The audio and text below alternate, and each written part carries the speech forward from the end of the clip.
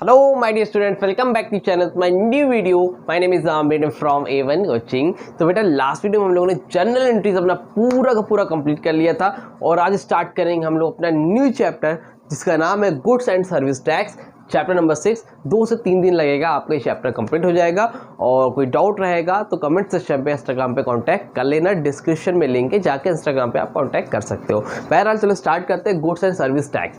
अब देखो बात करते हैं पहले थोड़ा सा इंट्रोडक्शन की कि यार जीएसटी होता है क्या। जितना काम है उतना ही बताऊंगा, फिर जनरल एंट्री पे आऊँगा, ठीक है, क्योंकि बहुत डिटेल में तो आपको थ्योरी आना नहीं, ठीक है। ये जीएसटी होता क्या है? जीएसटी का फुल फॉर्म होता है बेटा गुड्स एंड सर्विस टैक्स। आजकल एक बच्चा जीएसटी के नाम से वाकिफ है, ठीक है। तो जीएसटी क्या होता है जो है, पहले क्या होता था बेटा, 2 तरह के टैक्स होते थे। कितने तरह के? एक होता था डायरेक्ट टैक्स और एक होता था इनडायरेक्ट टैक्स, ठीक। एक होता था डायरेक्ट टैक्स और दूसरा होता बेटा इनडायरेक्ट टैक्स। तो गवर्नमेंट डायरेक्ट टैक्स जो लगता था वो लगता था इनकम पे, आपकी इनकम पे, आपकी प्रॉपर्टी वगैरह पे, ठीक है। इनडायरेक्ट टैक्स क्या होता था? अलग अलग तरीक़ों से लगते थे। वैल्यू एडेड टैक्स होता था, वैट हो गया, एक्साइज ड्यूटी हो गई, मतलब इस तरह के बहुत से अलग अलग तकरीबन 17-18 टैक्स हुआ करते थे, ठीक है। 17 प्लस अलग अलग तरह के कई टैक्स हुआ करते थे।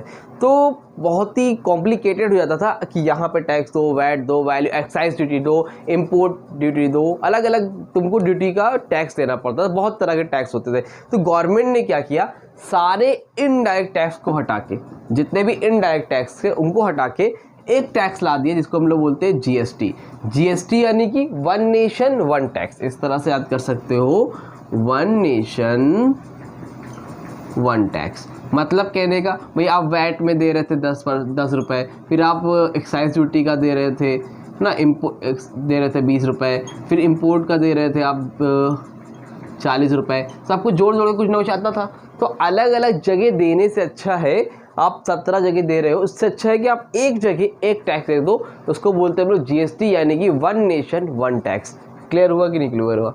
समझ में आ रही बात? तो जीएसटी क्या होता है, मतलब एक ही टैक्स लगेगा और कुछ नहीं लगेगा। जैसे आप गए मैकडोनल्ड में आपने 100 रुपीज़ का बर्गर खाया, तो उस पर मान लो 40 रुपीज़ का जीएसटी लग गया, यानी कि टोटल कितना हो गए, 140 रुपीज़ हो गए। पहले क्या होता था भाई, आपने फूड सर्विस ली, उसका अलग चार्ज लगा, फिर वैल्यू एडेड टैक्स लगा, उसमें अलग अलग तरह के कई टैक्स लिखे रहते थे। अब ऐसा नहीं है, 100 रुपीज़ का मान लो आपका सामान था, जीएसटी 40 रुपीज़, पूरे टैक्स एक साथ लग गए। अब जो टोटल पैसा है वो क्या हो गया बेटा आपका, विद इंक्लूडेड जीएसटी। जीएसटी जो 40 रुपये रिप्रेजेंट कर रहा है वो आपके इनडायरेक्ट टैक्सेस को रिप्रेजेंट करता है।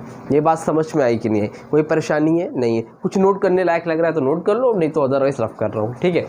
अब देखो जीएसटी में इन्होंने क्या किया, जीएसटी को इन्होंने 3 पार्ट में बांटा हुआ है। जैसे जीएसटी 3 तरह से लिया जाता है बेटा। एक होता है सीजीएसटी, क्या होता है सीजीएसटी, एक होता है एसजीएसटी और एक होता है बेटा आईजीएसटी। क्या होता है? सीजीएसटी, एसजीएसटी और आईजीएसटी। इसको ऐसे बना ले बॉक्स में, चलो थोड़ा सा अच्छा लगेगा, ठीक है। अब भैया सीजीएसटी, एसजीएसटी, आईजीएसटी का फुल फॉर्म क्या है? सीजीएसटी का बेटा फुल फॉर्म होता है central goods and service tax, ठीक। सीजीएसटी का फुल फॉर्म होता है central goods and service tax. SGST का होता है state goods and service tax, ठीक है। और आईजीएसटी का फुल फॉर्म होता है integrated goods and service tax, ठीक है। देखो बेटा ये अलग अलग तरह के टैक्स है, 3 तरह के होते हैं, सीजीएसटी, एसजीएसटी, आईजीएसटी। अब ये क्या होते हैं? देखो होता क्या है, सीजीएसटी का मतलब होता है central goods and service tax, जो कि सेंट्रल गवर्नमेंट को जाते हैं। एसजीएसटी क्या होता है, जो कि स्टेट गवर्नमेंट को जाते हैं। किसको जाते हैं बेटा? स्टेट गवर्नमेंट को, ठीक है। स्टेट गवर्नमेंट सोचते हैं ना, यूपी की जो सरकार है ना, योगी जी को, उनको जाते हैं। एमपी में जो गवर्नमेंट उनके पास जाते हैं। मतलब कुछ पैसे, जैसे मान लो आधा, मान लो 10% जीएसटी लगा, कितने परसेंट? 10%। तो 10% में 5% किसको मिलेगा? सेंट्रल गवर्नमेंट को, और 5% किसको मिलेगा? स्टेट गवर्नमेंट को।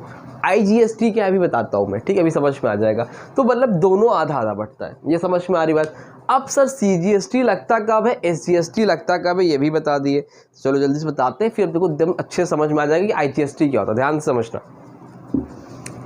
अब देखो अगर कभी कभी क्या होता है, एक स्टेट से ट्रांजैक्शन हो रहा है, मान लो यूपी वाले का ट्रांजैक्शन यूपी वाले से हो रहा है, मतलब यूपी का एक शहर है प्रयागराज यानी कि जहाँ मैं रहता हूँ, जो लोग को नहीं पता उनको मालूम चल जाए, बहुत से बच्चे जिनको नहीं पता है भाई, ठीक। और जो प्रयागराज में ही एक शहर है लखनऊ, ठीक है, एक सिटी है लखनऊ। अब क्या हुआ कि जो सामान बना वो प्रयागराज में बना, ठीक है, और वो बन के कहाँ जा रहा है बेटा, लखनऊ जा रहा है। तो जो सामान बन के ट्रक पे जा रहा है या ट्रेन से जा रहा है, जैसे भी जा रहा है, तो बन के जो जा रहा है उसका जो लेन देन हो रहा है एक स्टेट का एक ही स्टेट से हो रहा है, इसमें दूसरे स्टेट जो है इन्वॉल्व नहीं है। तो ऐसे केसेस में मान लो GST लगा, मान लो GST 10% है, ठीक है, अगर GST 10% है तो GST के 10% का CGST 5% यानी कि 5% सेंट्रल गवर्नमेंट को मिलेगा, और SGST 5% किसको मिलेगा, स्टेट गवर्नमेंट को मिलेगा। अगर कब, जब एक स्टेट का एक ही स्टेट से ट्रांजैक्शन हो रहा है, कोई अदर स्टेट इन्वॉल्व नहीं है, तो ऐसे में आपका क्या होगा, आपका लगेगा CGST SGST आधा आधा, जितना भी GST है उसका आधा आधा लगेगा। कब, जब एक ही स्टेट का हो, यूपी से यूपी है, MP का MP है, ठीक है, गोवा का गोवा में है, मतलब कहने का एक ट्रांजैक्शन, एक स्टेट का ट्रांजैक्शन अपने ही स्टेट के किसी अदर सिटी से हो रहा है, उसको हम लोग बोलते हैं बच्चा, वहाँ पर क्या लगता है, CGST और SGST लगता है, ठीक। अब सर ये IGST होता है क्या और ये कब लगता है, तो कभी कब लगता है तो मीनिंग अपने आप समझ में आ जाएगी। कभी कभी क्या होता है कि यूपी वाले का लेन देन MP वाले से हो रहा है, मतलब उत्तर प्रदेश से सामान बना और मध्य प्रदेश जा रहा है, मतलब यूपी का एक सिटी है इसका नाम है लखनऊ, लेकिन MP का एक सिटी इसका नाम है रीवा, जयपुर, कुछ भी ले सकते हो, ठीक है। तो MP में क्या है भैया, रीवा है, यूपी का जो एक सिटी उसका क्या नाम है, लखनऊ है। अब सामान लखनऊ से बन के रीवा जा रहा है, यानी कि एक स्टेट से दूसरे स्टेट में एंटर हो रहा है। जिसको रफ करूं, नोट करना था, रफ कर दूं, ठीक है। अब क्या हुआ भैया, अब सामान का लेन देन हो रहा है, लेकिन एक स्टेट से दूसरे स्टेट में जा रहा है। सर अब क्या करें सर बताइए। फिर जब भी कभी ऐसा हो, एक स्टेट से दूसरे स्टेट जाए, तो वहाँ पर क्या लगता है, IGST लगता है। क्या लगता है, IGST लगता है। वहाँ पर CGST और SGST नहीं लगता है, सिर्फ और सिर्फ IGST लगता है। सर ऐसा क्यों होता है। अब IGST मिलता है किसको सर, बेटा IGST का मतलब ये पूरा का पूरा टैक्स, मान लो 10% है, तो पूरा का पूरा IGST मतलब सेंट्रल गवर्नमेंट को मिलता है। किसको मिलता है, सेंट्रल गवर्नमेंट को। इसका मतलब ये CGST SGST नहीं होगा दादा, पूरा का पूरा IGST मिल जाएगा, यानी कि सेंट्रल गवर्नमेंट के पास जाएगा। मतलब ऐसा क्यों सर, देखो बेटा होता क्या है, सामान बन कहाँ रहा है, यूपी में, जा कहाँ रहा है बेटा, MP में। सामान बन रहा है यूपी में, बन के जा रहा है MP में। तो देखो अब 10% है, तो 5% तो भाई CGST यानी कि सेंट्रल गवर्नमेंट को दे दिया। भाई अगर मान लो यूपी से सामान बन के MP जा रहा है, 10% है, तो 10% में 5% CGST मिल गया। अब बचा कितना, 5%। अब 5% में क्या होता है ना यार, लड़ाई झगड़ा होने लगता है। सर लड़ाई झगड़ा होने लगता है, लड़ाई झगड़े का मतलब बोल रहा है कि देखो 10% में 5% सेंट्रल गवर्नमेंट ले गई। अब स्टेट में बंटना है, यूपी वाला बोल रहा है हमें चाहिए, MP वाला बोल रहा है हमें चाहिए। तो अब इसके बीच में क्या हो जाता है, कॉन्फ्लिक्ट हो जाता है। तो आपस में दो स्टेट के लोग लड़ने लगते हैं। भाई स्टेट मतलब जो गवर्नमेंट होगी उनके बीच में कॉन्फ्लिक्ट हो जाता है। तो ऐसा ना हो, इसलिए जब भी एक स्टेट से दूसरे स्टेट में सामान का लेन देन होता है तो वहाँ पर IGST लगता है। और पूरा का पूरा पैसा कौन रखता है बेटा, गवर्नमेंट रखती है। गवर्नमेंट यानी कि सेंट्रल गवर्नमेंट। तो अगर 10% है तो 10% ना CGST ना 10% सॉरी ना 5% CGST ना SGST, पूरा का पूरा 10% क्या लगेगा, IGST। ठीक, फिर इस तरह देखो, मान लो महाराष्ट्र है, महाराष्ट्र, ठीक, और दूसरा का स्टेट है पंजाब। अब महाराष्ट्र से पंजाब बन के सामान जा रहा है, यहाँ पर क्या लगेगा बेटा, IGST। अगर 10% 10%, 12% तो 12 का 12 कहाँ लगेगा, IGST में लगेगा। समझ में आ रही बात। लेकिन अगर मान लो महाराष्ट्र, अगर मान लो यहाँ तो लिखा रहे तो चलो ठीक है, अगर मान लो दूसरा है पंजाब का ट्रांजैक्शन पंजाब से ही हो रहा है, पंजाब का पंजाब से ही हो रहा है, तो वहाँ पर क्या लगेगा बेटा, वहाँ पर लगेगा पंजाब का पंजाब से ही हो रहा है तो क्या लगेगा, आधा आधा CGST, मान लो 10% है तो CGST 5% और SGST भी कितना लगेगा, 5% ही लगेगा। इतनी बात समझ में आई कि नहीं आई? आई होप आपको ये इतनी जितनी बात मैंने बताई है अच्छे से क्लियर हो गई होगी। ये बेसिक कॉन्सेप्ट है आपका इसका GST का। अब हम लोग करके देखेंगे एंट्री कैसे पास करते हैं GST की। स्क्रीनशॉट लेना तो जल्दी से स्क्रीनशॉट ले लो, ले लिया? चलो, इस चीज़ का ख्याल रखना कि जब भी कभी एक स्टेट का एक स्टेट से ट्रांजैक्शन होगा, एक स्टेट का एक स्टेट से ट्रांजैक्शन होगा तो वहाँ पर क्या लगेगा आपका, वहाँ पर आपका लगेगा CGST और SGST। लेकिन जब एक स्टेट का दूसरे स्टेट से ट्रांजैक्शन होगा तो वहाँ पर लगेगा IGST। ठीक है, इसको मैं रफ कर देता हूँ, फिर आगे आप लोगों को मैं बताता हूँ।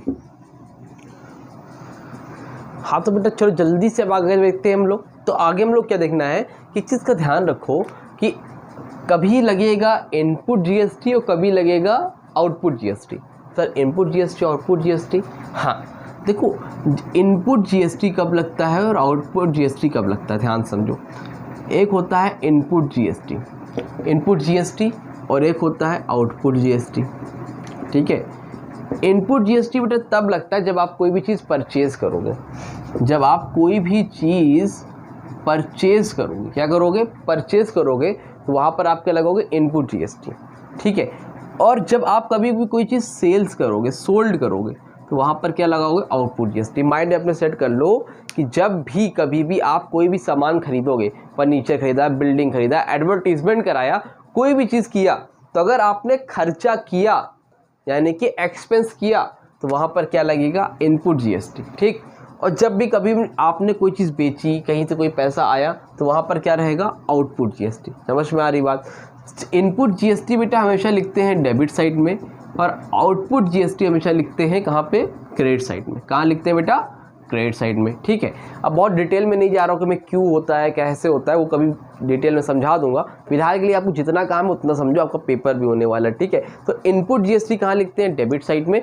क्यों लिखते हैं, क्योंकि इनपुट GST हमारे लिए क्या होता है, एसेट्स होता है। क्या होता है बेटा, हमारे लिए एसेट्स होता है। अब आप सोचोगे एसेट्स क्यों होता है, वो भी मैं बताऊँगा। ठीक है, अभी इतना समझ लो, इनपुट GST क्या आपके लिए एसेट्स है और आउटपुट GST आपके लिए क्या होता है बच्चा, लाइबिलिटी होती है। क्या होती है, लाइबिलिटी होती है। ठीक है, क्या होती है, लाइबिलिटी होती है। और इनपुट GST हमारे लिए क्या होता है, एसेट्स होता है। तो जितने भी इनपुट GST होते हैं वो कहाँ लिखे जाते हैं, डेबिट साइड में, क्योंकि एसेट्स का नेचर ही क्या होता है, डेबिट होता है। क्योंकि जब वैल्यू बढ़ती है तो एसेट्स कहाँ लिखा जाता है, डेबिट साइड में, और जब लाइबिलिटी बढ़ेगी तो कहाँ लिखोगे, क्रेडिट साइड में। समझ में आ रही बात, क्लियर है? तो जब भी सोल्ड करोगे तो आउटपुट GST लिखोगे, जब भी परचेज करोगे तो इनपुट GST लगोगे।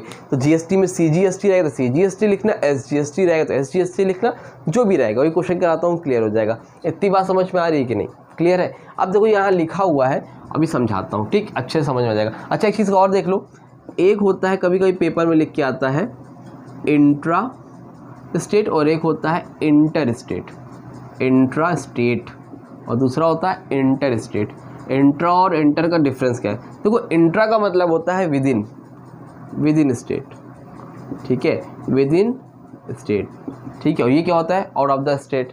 मतलब आउट ऑफ द स्टेट का मतलब क्या है, स्टेट के बाहर, आउट ऑफ द स्टेट। इसका मतलब ये हुआ कि यूपी वाला यूपी में ट्रांजैक्शन कर रहा है, एमपी वाला एमपी में कर रहा है, एक स्टेट का एक ट्रांजैक्शन होगा तो वो होता है इंट्रा स्टेट। और जब एक स्टेट का ट्रांजैक्शन दूसरे स्टेट से होगा उसको हम लोग क्या बोलेंगे, इंटर स्टेट। ये लिख के आता, बच्चे कंफ्यूज हो जाते हैं। ठीक है, ये समझ में आई बात, इसको नोट करना है, नोट कर लो, कर लिया। चलो अब कुछ क्वेश्चंस कराता हूँ, देखो क्लियर हो जाएगा अच्छे से। देखो होता क्या है कि मान लो मैंने एक क्वेश्चन लिखा, परचेज गुड्स, क्या लिखा बच्चा, purchase goods from Mohan 10,000 from Mohan 10,000 at the rate 6% CGST and 6% SGST। तो इसमें आप कुछ दिमाग ही नहीं लगाना कि एक स्टेट में दूसरे स्टेट में, सिंपल लिखा है कि 6% CGST 6% SGST। तो IGST के यहाँ पर कोई लेना देना है ही नहीं। ठीक है, नहीं तो क्वेश्चन में ऐसे लिखा रहेगा ना, तो ब्रैकेट में लिखा रहता है कि इंटर स्टेट की इंट्रा। अगर इंटर रहेगा तो दूसरी कंट्री से हो रहा है, इंट्रा रहेगा तो क्या हो रहा है, अपनी कंट्री मतलब अपने ही स्टेट में हो रहा है। ठीक है, तो इंट्रा और IGST, CGST, SGST भूल जाओ। फिलहाल अभी मैं आपको CGST और SGST के बारे में बताऊंगा, तो IGST को थोड़ी देर के लिए भूल जाओ, ठीक है। अब ये बताओ, परचेज गुड फ्रॉम मोहन 10,000 रुपये। अब थोड़ी देर के लिए इतना भूल जाओ, सिर्फ इतना याद रखो, purchase goods from Mohan, Mohan से गुड्स खरीदा, एंट्री क्या होती है, जनरल एंट्री में सीख क्या हो, अगर मोहन से गुड्स खरीदा तो उसकी एंट्री क्या होगी, उसकी एंट्री होती है बेटा purchase account debit to Mohan account. अभी तक यही लिखते थे ना, टू मोहन 10,000 10,000, लेकिन अब ऐसा नहीं करोगे, परचेज अकाउंट डेबिट लिखोगे। उसके साथ ही साथ मैंने क्या बताया था कि जब भी परचेज होगा, परचेज का मतलब सिर्फ परचेज गुड्स नहीं, फर्नीचर, बिल्डिंग, किसी भी तरह का खर्चा होगा, अगर कोई भी एक्सपेंस दे रहे होगे, खर्चा कर रहे हो, तो वहाँ पर क्या लगेगा, इनपुट GST, ठीक है। तो आपने क्या किया, परचेज अकाउंट डेबिट। अब GST में क्या होगा, यहाँ पर CGST SGST दोनों लिखा है, तो आप लोग क्या लिखोगे, इनपुट CGST अकाउंट डेबिट, फिर लिखोगे input SGST account debit to, किसको भैया, मोहन को देना है। किससे खरीदा है, मोहन से, मोहन्स अकाउंट। अब सामान कितने का खरीदा था बेटा, 10,000 का, तो परचेज में लिखोगे 10,000। अब 10,000 पे 6% CGST है, 6% SGST है, तो 10,000 का 6% कितना होगा बेटा, 600 रुपये। तो 600 रुपये यानी कि 600 कहाँ गया, इनपुट CGST, और 6% SGST, तो वो भी 600। भाई 10,000 का 6% कितना होगा, SGST 600, 10,000 का 6% CGST कितना होगा, 600। तो ये हो गया, समझ में आ रही बात। अब टू मोहन अकाउंट, मोहन में क्या होगा, दोनों को जोड़ो, 10,600 और उसमें 600 और जोड़ो, तो कितना हो जाएगा, 11,200। कितना हो जाएगा बच्चा, 11,200। समझ में आई बात। तो purchase account debit, input CGST account debit, input SGST account debit to Mohan account. Clear हो रही है बात कि नहीं हो रही है, इस तरह से बच्चा हम लोग करते हैं। यहाँ पे लिखता है, अभी 2-4 और कराता और समझ में आएगा। मान लो यहाँ पे लिखा है परचेज फर्नीचर, ठीक है, purchase furniture for cash, furniture कहता है किस में, कहता है कैश में, 20,000, ठीक है। और ब्रैकेट में से लिखा हुआ है इंट्रास्टेट, ठीक, और बाहर लिखा है GST 10%। अब देखो यहाँ पर कोई इन्फॉर्मेशन, यहाँ पे आपने फर्नीचर खरीदा कैश में, GST 10% है, और इंट्रास्टेट लिखा है, क्या लिखा है, इंट्रास्टेट लिखा है। तो इंट्रास्टेट को थोड़ा सा ऐसे हाईलाइट करते हैं, थोड़ा सा अच्छे समझ में आएगा। अब इंट्रास्टेट लिखा है तो एंट्री क्या होगी, आप बताओ, purchase furniture for cash. Normally जब फर्नीचर खरीदते हैं बच्चे हम लोग, तो एंट्री क्या होती है, एंट्री होती है, इसका कॉल आ रहा है भाई, चलो देखो, फर्नीचर अकाउंट डेबिट, अगर आपने फर्नीचर खरीदा है तो एंट्री क्या होगी, furniture account debit to cash account. लेकिन यहाँ पर क्या हो रहा है, सामान खरीद रहे हो और GST है, GST होता है तो क्या लगता है, इनपुट लगता है। अब इनपुट क्या, CGST SGST क्या IGST, तो IGST तो मैंने बोला अभी है होगा ही नहीं। अब बताओ, यहाँ पे तो कहीं लिखा नहीं है, यहाँ पर खाली GST 10% लिखा है और लिखा इंट्रास्टेट। इंट्रास्टेट का मतलब ही मैंने बताया था 2 मिनट पहले कि इंट्रास्टेट का मतलब होता है विद इन स्टेट, और जब एक ही स्टेट में ट्रांजेक्शन होगा तो वहाँ पर क्या लगेगा, CGST और SGST। तो एंट्री होगी फर्नीचर अकाउंट डेबिट, ठीक है, फिर यहाँ पर लिखोगे इनपुट CGST अकाउंट डेबिट, फिर लिखोगे input SGST account debit to, क्या दे रहे हो, कैश दे रहे हो, तो यहाँ पर क्या होगा, टू कैश अकाउंट। अब फर्नीचर था कितने का बच्चा, 20,000 रुपये का, तो फर्नीचर में क्या लिखोगे, 20,000। अब 20,000 पे GST 10% है, 10% नहीं लगाओगे, इंट्रास्टेट है ना, तो इंट्रा में क्या लगता है, CGST और SGST दोनों लगता है, तो 10 का 5% CGST, 5% SGST, तो 20,000 का 5% कितना होगा, 20,000 का 10% होता है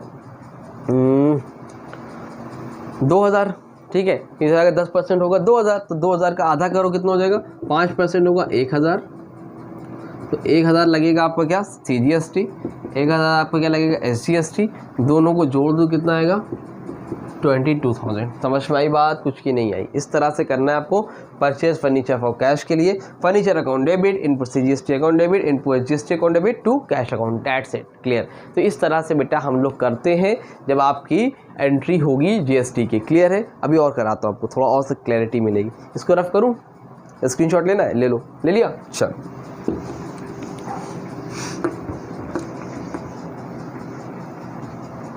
परचेज यहाँ पर लिखा था सोल्ड, ठीक है। अब मान लो क्वेश्चन आपका इस तरह से आ जाए, क्वेश्चन लिख के आए सोल्ड गुड्स फॉर टू अमन,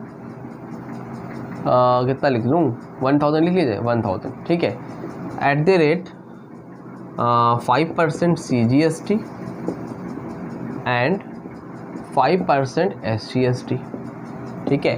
तो 5% CGST है बच्चा और 5% क्या है, SGST है, और गुड्स बेचा है अमन को। अब यहाँ पर परचेज नहीं, यहाँ पर सोल्ड है। मैंने बताया था जब भी सेल्स करेंगे तो पैसा मिलेगा GST का, पैसा देंगे नहीं, और जब भी सेल होगा, सोल्ड होगा, तो वहाँ पर क्या होगा, आउटपुट GST। एंट्री क्या होगी, सोल्ड गुड्स टू अमन, तो अमन रिसीवर है, एंट्री होती क्या इसकी, Aman account debit to sales account. ये तो पता ही है सर, जी सर पता है, Aman account debit to sales account. लेकिन जब गुड्स बेचा है वहाँ पर क्या लगेगा, आउटपुट GST, और साथ कहाँ लगेगा, क्रेडिट पे लगेगा। कहाँ लगेगा आउटपुट, क्रेडिट पे। इनपुट कहाँ लगता है, डेबिट में, आउटपुट कहाँ लगता है, क्रेडिट में। तो एंट्री होगी इसी के साथ output CGST account to output SGST account. कितने का गुड्स बेचा था, 1000 रुपये का। कितने गुड्स था, 1000 का। सेल्स में क्या लिखोगे बेटा, 1000 रुपीज़। 1000 में 5% CGST, यानी कि 50 रुपये CGST, 50 रुपये SGST, तो मिला के कितना हो गया, 1100, यानी कि 1100। समझ में आया कुछ कि नहीं आया, इस तरह से करना है, ठीक। आगे देखो, एक और कराता हूँ।